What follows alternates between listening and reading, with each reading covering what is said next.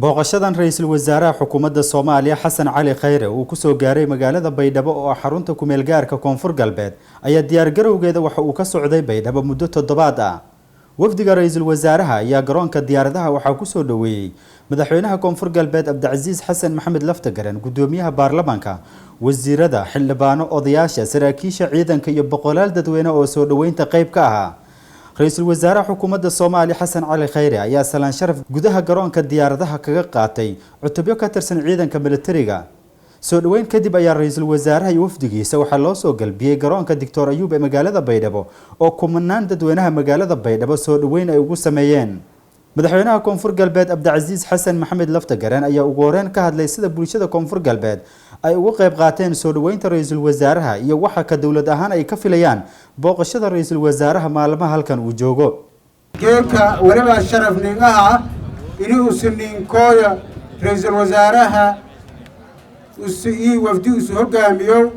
kooyo magaalada Baydhabo oo caasimadda ku meel gaarka ee Koonfur Galbeed Koonfur Galbeed habooqada waqti badan niil roogi doono wal badan oo Koonfur Galbeed baahanayeen oo ilaahay raqabadi doono yaa geedka martinin ra'iisul wasaaraha dhawaayaan ii wafdi shay oo ilaahay wali lana ra'iisul wasaaraha dhawaaw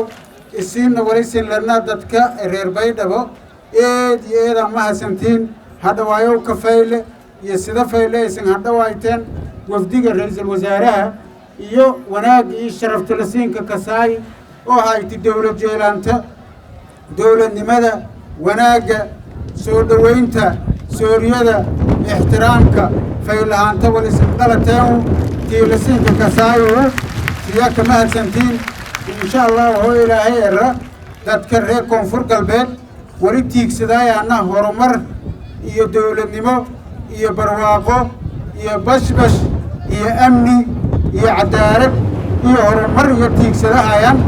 ra'iisul wasaaraha xukuumadda Soomaaliya Xasan Cali Khayre oo ay tahay markiisii ugu horeysay oo bulshada Koonfur Galbeed kula hadlo goob fagaara ayaa waxa uu ku laab qaboojiyay erayadan bulshadii qoraxda u taaganayd muddada dhowrka saacadood ah. reer Baydhabo jannaay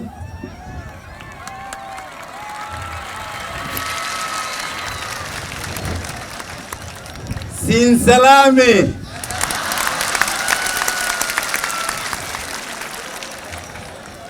nabada hergela barida eed ya inki mahadsantiin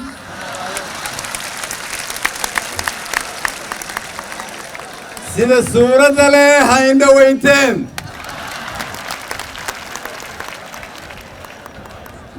reer Baydhabo jannaay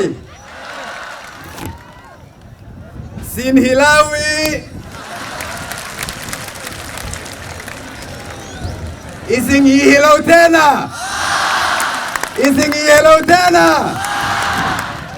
intaasi kadib ayaa Xasan Cali Khayre khudbad kooban uu goobta ka jeediyay waxa uu kaga hadlay booqashadiisa iyo sida dawladda dhexe iyo maamulka Koonfur Galbeed xiriir wada shaqeyn oo wanaagsan ay u leeyihiin. halkan waxaan u nimid aniga iyo wafdigaan hogaaminayo inaan la fariisano madaxda dawlad goboleedka Koonfur Galbeed oo ugu horeeyo madaxweynaheenu kala hadalno baahiyada ay qabtaan ku bilaawno sidii hay'adihiina amniga loo xoojin lahaa dib u habeyn loogu sameyn lahaa loo xoojin lahaa ciidankiina aan ka shaqeyn lahayn sida ugu dhaqsaha badan sida aan u furu lahayn jidka isku xira xamar iyo Baydhabo haddii Ilaahay yiraahdo. sidaad la socotaan dawladda federaalku waxay waayahan ku mashquulsanayd in la xoreeyo deegaano ka mid ah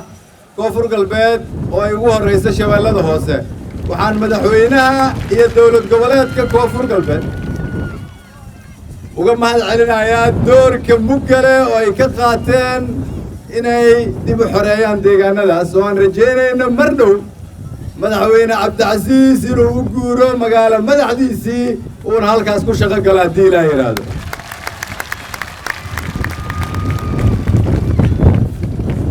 halkan waxaa ka muuqda dad Soomaaliyeed oo isku tashaday ka shaqeeyay amnigooda dhisanaya magaaladooda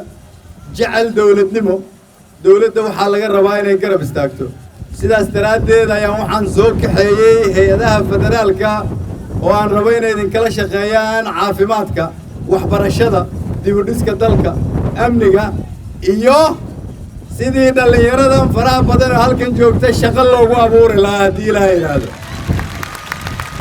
booqashadan ra'iisul wasaaraha xukuumadda Soomaaliya Xasan Cali Khayre maanta uu ku soo gaaray xarunta kumeel gaarka Koonfur Galbeed ee magaalada Baydhabo ayaa noqonaysa tii ugu horeysay tan iyo intii xilka madaxweynimo ee Koonfur Galbeed loo doortay Abdicasiis Xasan Maxamed Laftagareen balanqaadida uu sameeyay waxaa ka mid ahaa in garoonka kubadda cagta Stadium Dr. Ayub ee magaalada Baydhabo la dhisi doono